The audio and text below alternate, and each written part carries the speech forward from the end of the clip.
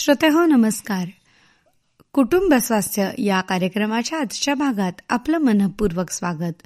श्रोतेहो, कुटुंब स्वास्थ्य या कार्यक्रमाच्या गेल्या 2 भागांपासून आपण पावसाळ्यातील आरोग्याची काळजी याविषयी डॉक्टर विश्वजित मेहत्रे यांच्याकडून माहिती जाणून घेत आहोत.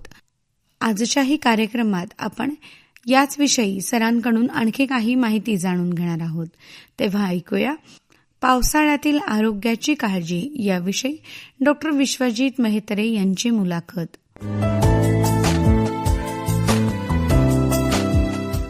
सर, पावसाळ्यामध्ये मधुमेह, रक्तदाब किंवा हृदयविकार असलेल्या रुग्णांनी कोणती विशेष अशी काळजी घेतली पाहिजे? पावसाळ्यामध्ये मुख्यतः वात वाढलेला असतो. मधुमेही, रक्तदाब असणाऱ्यांनी किंवा हृदयविकार असणाऱ्यांनी थोडंसं थंड वातावरणामध्ये किंवा पावसामुळे जे व्यायाम टाळला जातो त्यामुळं रक्तपुरवठा किंवा रक्तप्रवाह सर्व शरीरामध्ये व्यवस्थितरित्या होत नाही.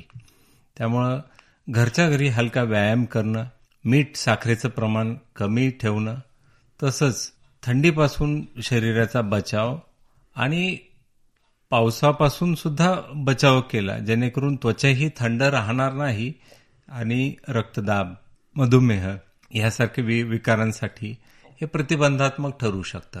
व्यायाम करण्यासाठी थोडं पावसाळ्यामध्ये मर्यादा येतात आणि अशा आजार असणाऱ्या व्यक्तींनी घरच्या घरीच थोडासा प्राणायामासारखा व्यायाम आहे किंवा योगासनं उत्तम प्रकारे केली तर आजार जो आहे त्याच्यामध्ये आणि योग्य ती नियमित औषध घेणं हे जर केलं आपल्याला या आजारापासून काळजी घेता येते. हा आजार वाढवण्यापासून कमी होण्यासाठी मदत होते. अच्छा सर, यासोबतच गर्भवती महिलांनी काय काळजी घेतली पाहिजे? आहार कसा असला पाहिजे आणि त्यांची दिनचर्या कशी असली पाहिजे? पावसाळ्यामध्ये जी वर्षा ऋतूची ऋतुचर्या आहे तीच आपण पाळली पाहिजे. गर्भवतीसाठी विशेष म्हणजे योग्य व्यायाम होत नाही तर त्यांना प्राणायामाचं अपेक्षित नसतं. घरीच व्यवस्थित प्रकारे अभ्यंग करणं आयुर्वेदिक तेलांनी जेणेकरून त्वचेची काळजी घेता येईल, तसंच त्वचा निरोगी राहील आणि उष्णता चांगली उबदार वातावरण असणं अपेक्षित आहे. ह्या काळामध्ये सर्दी, खोकला किंवा इतर काही आजार होऊ शकतात विशेषतः गर्भवतींना. त्यामुळं ते होऊ नये आणि झाल्यानंतर त्यासाठी काही अँटीबायोटिक्स वगैरे आपल्याला घेता येत नाही कारण गर्भवतींसाठी काही औषधं चालत नाहीत. सर्दी खोकल्याची औषधं चालत नाहीत. त्यामुळं सर्दी, खोकला किंवा असे इन्फेक्शियस जे आजार आहेत संक्रामक ते टाळले पाहिजे. आणि ह्या काळामध्ये थंडीपासून बचाव, पावसापासून बचाव, सर्दी, खोकला यासारख्या आजारापासून बचाव आणि आयुर्वेदिक काढे घेणं हे अतिशय उपयुक्त ठरू शकतं. ह्याशिवायच काही आहारात बदल करून जे मलबद्धता आहे ज्या ह्या काळामध्ये जास्त होऊ शकते तर ती पण आपल्याला हाय फायबर डाएट किंवा काही भाज्यांचं प्रमाण चांगल्या रीतीने घेऊन योग्य पाणी घेऊन आपल्याला हे कमी करता येतं. अच्छा सर, पावसाळ्यात डेंग्यू, मलेरिया आणि व्हायरल तापाच्या साथी येतात. या काळात आयुर्वेदाची काय भूमिका असते? आयुर्वेदानुसार डेंग्यू किंवा मलेरिया किंवा तत्सम आजार, व्हायरल फीवर ज्याला आपण म्हणतो, हे सर्व एकत्र आपण विषम ज्वराच्या सदराखाली एकत्र घेऊ शकतो. मग ह्या आजारामध्ये आपल्याला प्रतिकारशक्ती वाढवणं हाच सर्वोत्तम उपाय आहे. प्रतिकारशक्ती वाढवत असताना योग्य प्रकारे पाण्याचं प्रमाण, कारण ज्वर असेल तर त्याला शरीरातलं पाण्याचं प्रमाण कमी होतं. अंगातली उष्णता वाढल्यामुळं, अंगाचा दाह झाल्यामुळं शरीरातलं पाणी कमी झालेलं असतं तर ते योग्य प्रकारे फळं किंवा फळांचा रस घेऊन आपल्याला कमी करता येते. तसंच ह्या ज्वरामध्ये आपण कोष्ण जल किंवा कोमट पाणी आपण प्यायला दिलं तर त्याच्यामुळं ज्वर पण नाहीसा होतो, अग्नी पण वाढतो आणि जी मुख्य करून ज्वर ज्याच्यामुळं होतं ती संप्राप्ती नष्ट व्हायला लागते जेणेकरून या आजाराचं प्रमाण कमी होतं. काही व्हायरल आजारांसाठी अग्नी वाढवणारे सुंठी, मिरे, त्रिकटू ज्याला आपण म्हणतो, तसंच आवळा अशी काही द्रव्य आहेत गुडूची ही सर्व आजारात उपयोगी ठरतात आणि ताप कमी होण्यासाठी, ज्वर कमी होण्यासाठी त्याचा फायदा होतो. अच्छा सर, पावसाळ्यात आपला आहार कसा असावा? कोणकोणते पदार्थ विशेषतः खाल्ले पाहिजेत आणि कोणकोणते पदार्थ टाळावेत? पावसाळ्यामध्ये आयुर्वेद असं सांगतो की लघु, उष्ण, स्निग्ध आणि सहज पचणारा असा आहार घेणं आपल्याला अपेक्षित आहे. आता ह्या काळामध्ये पाणी पण दूषित झालेलं असते बऱ्यापैकी आणि मांसाहार हा तर वर्जच करायला पाहिजे. यासाठी आपल्या प्राचीन काळाच्या परंपरेनुसार मांसाहार हा श्रावण महिन्यामध्ये किंवा आपण आषाढ महिन्यामध्ये हा टाळतो. मुख्यत्वे हा माशाच्या अंडी बोनीचा काळ असतो किंवा ह्या मांसाहारामध्ये जास्त करून इन्फेक्शन आणि पोटाचे आजार होण्याची शक्यता जास्त असते. अग्निमंद झालेला असतो, त्यामुळे पचन पण होत नाही. त्यासाठी जड अन्न टाळावं लागतं. लघु उष्ण म्हणजे जसं आपलं जुने तांदूळ आहेत, गहू आहे, भाजून खाल्लेले पदार्थ समजा आपण वापरू शकतो. आलं, जिरे, हिंग, मिरी, लसूण यांचा वापर जास्त प्रमाणात करणं अपेक्षित आहे. वातवर्धन झालेलं असतं, त्यामुळे तूप जे आहे ते चांगल्या प्रकारे घेतलं पाहिजे. ह्या काळामध्ये डाळीमध्ये मुगाची डाळ वापरणं आपल्याला अतिशय फायदेशीर ठरतं.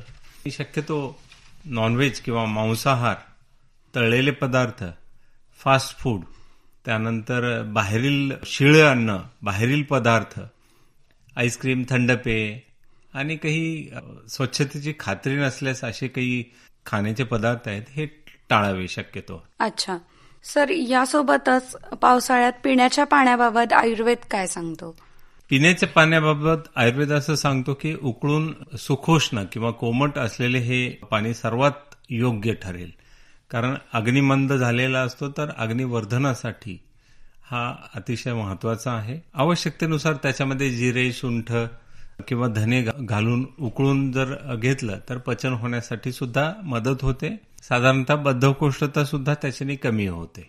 अच्छा सर, या पावसाळ्यात आपली पचनशक्ती चांगली ठेवणं अतिशय गरजेचं असतं. तर ही पचनशक्ती चांगली ठेवण्यासाठी आयुर्वेदिक उपाय कोणकोणते उपयुक्त आहेत? आयुर्वेदानुसार बहुतेक सर्वच आजार हे अग्निमांद्यामुळे होतात. म्हणजे अग्नी मंद झालेला असतो आणि पावसाळ्यामध्ये हा जास्त प्रमाणातच मंद असतो. त्यामुळं ह्या आजारांचं प्रमाण टाळण्यासाठी वेळेवर जेवण करणं हे महत्वाचं आहे. अतिप्रमाणामध्ये खाणं टाळावं आणि जेवणामध्ये आले, जिरे, हिंग, लिंबू याचा वापर चांगला केला पाहिजे. त्यासोबतच पचनशक्ती चांगली राहावी आणि नियमित व्यायाम पण आवश्यक आहे. नियमित चालणं, पुरेशी झोप आणि मानसिक ताण कमी ठेवणं ही सुद्धा महत्वाची गोष्ट आहे. तर हे जेवल्यानंतर शतपावली करणे असे काही छोटे छोटे उपाय आहेत ज्याच्यामुळे आपण पचनशक्ती चांगली ठेवू शकतो.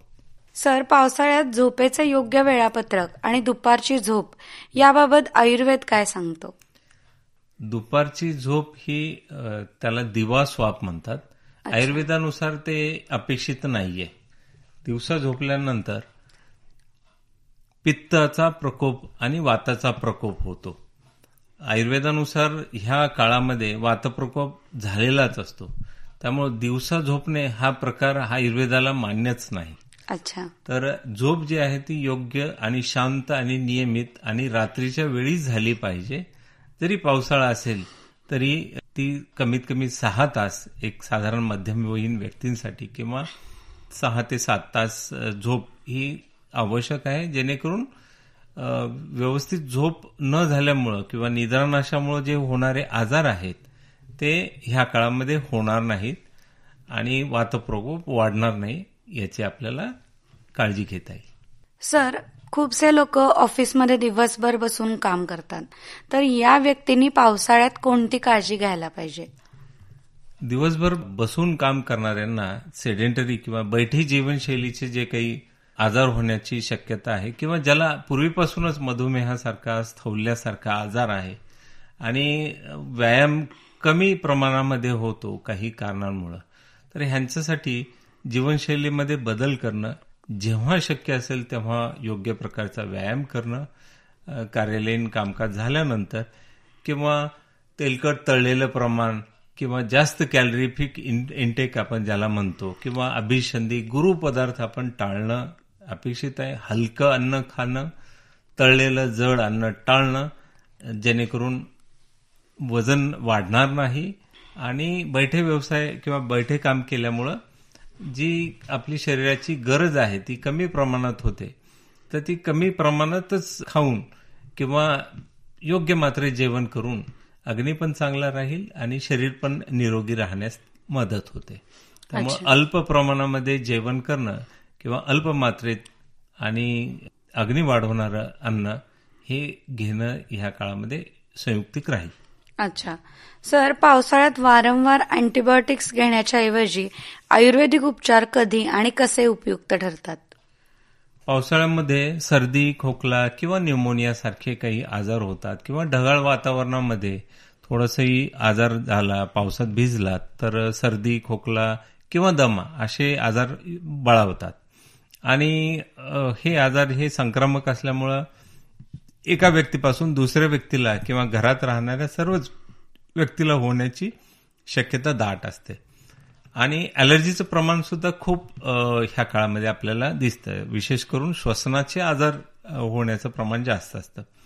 तर ह्या आजारामध्ये सगळ्यात महत्वाचा भाग आहे अग्नी वाढवणं आणि त्यासाठी कोष्णजल किंवा सुकोष्ण जल आपण म्हणतो, कोमट पाणी पिणं, त्रिफळा काढा किंवा मग सुंठ, मिरी, दालचिनी अशा प्रकारचं पेय त्याच्यापासून तयार केलेलं उष्ण पेय हे जर घेतलं तर अग्नी पण पचन चांगलं होईल, पचन सुधारणा होईल आणि श्वासाचे रोग आहेत त्याचं प्रतिबंधात्मक उपाय होईल.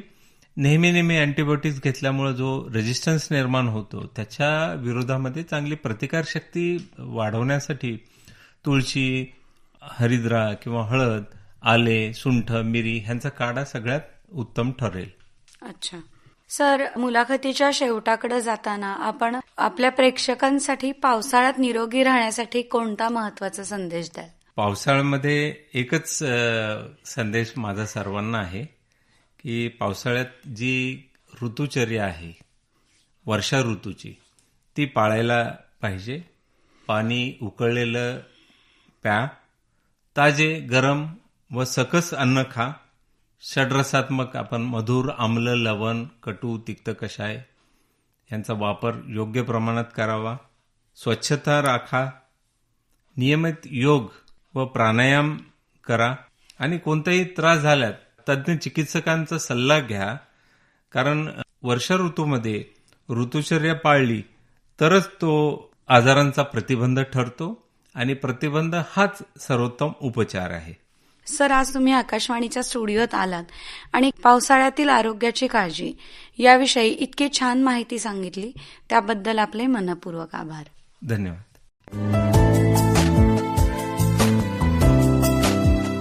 श्रोताहो, कुटुंब स्वास्थ्य या कार्यक्रमात आत्ताच आपण पावसाळ्यातील आरोग्याची काळजी याविषयी डॉक्टर विश्वजित मेहत्रे यांची मुलाखत ऐकली. आज या मुलाखतीचा तिसरा आणि अंतिम भाग प्रसारित करण्यात आला. आजच्या कार्यक्रमाची वेळ आता संपतली आहे. या कार्यक्रमाचे सादरकर्ते मुक्सित मुजावर यांच्यासह मला ऐश्वर्या पटवर्धनला निरोप द्या. नमस्कार.